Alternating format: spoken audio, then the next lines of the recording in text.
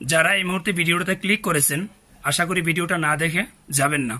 কাতারের আমিরের আম্মার সাথে ডক্টর মোহাম্মদ ইউনূসের বৈঠক হয়েছেন এবং সেই বৈঠকের মধ্যে তিনি বলেছেন বাংলাদেশকে পুরো পৃথিবীর জন্য একটা আশার বাতিঘর হিসেবে রেখে যেতে চান।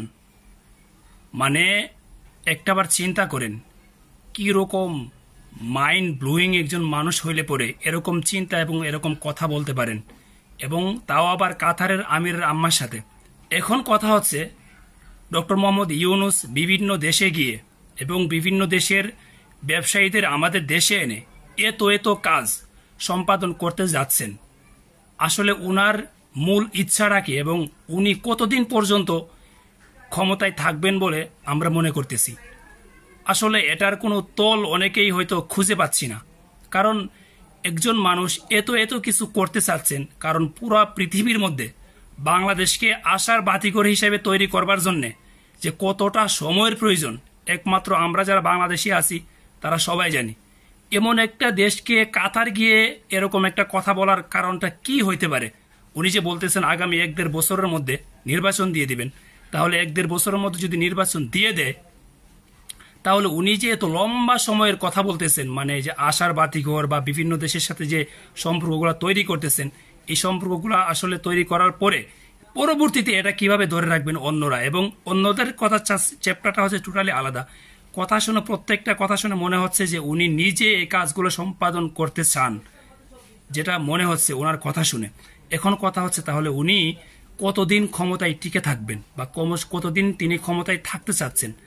আসলে সবার মতো আমারও মনের মধ্যে একই প্রশ্ন, এবং সবার প্রশ্নের উত্তরটা আমি যতটুকু পারি দেবার চেষ্টা করব আপনাদের। সেটা হচ্ছে উনি ওনার কিছু কথা শুনে যেটা বোঝা যাচ্ছে এবং বুঝতে পারতেছি, উনি আসলে খুব লম্বা সময় নিয়ে ক্ষমতায় টিকে থাকতে একেবারেই চাইতেছেন না। উনি চাইতেছেন আমি এমন কিছু কাজ করে রেখে যেতে চাই যে কাজগুলা ভবিষ্যৎ আগামী নির্বাচনের মাধ্যমে জনগণ এমন একটা দলকে নির্বাচিত করবেন যে নির্বাচিত সরকার ডক্টর ইউনূসের যতগুলো পদক্ষেপ এবং দেশের বাইরের সাথে যতগুলো কাজ উনি রেখে যাবেন, প্রত্যেকটা কাজ যেন ওই দল ভালোভাবে সফলভাবে করে যেতে পারেন, এরকম একটি দলকে যেন উনি ক্ষমতায় দেখতে চান। মানে ওনার মনের মধ্যে আমি যতটুকু বুঝি কিছুটা হলেও ইচ্ছা আছে, কিছুটা না পুরোপুরি ইচ্ছা আছে যেন ওনার কাজগুলাকে একত্রিত করে নতুনভাবে যেন আরো কিছু কাজ একসাথে করে পুরোটা দেশকে যেন ভালো একটা পর্যায়ে নিয়ে পৌঁছাইতে পারে।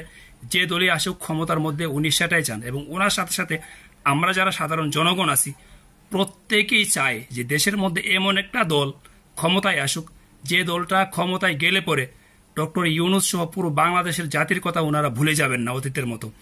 অতীতে আমরা অনেক কিছু দেখেছি এবং ভবিষ্যতে আমরা এরকম কোনো কিছুই দেখতে চাইতেছি না।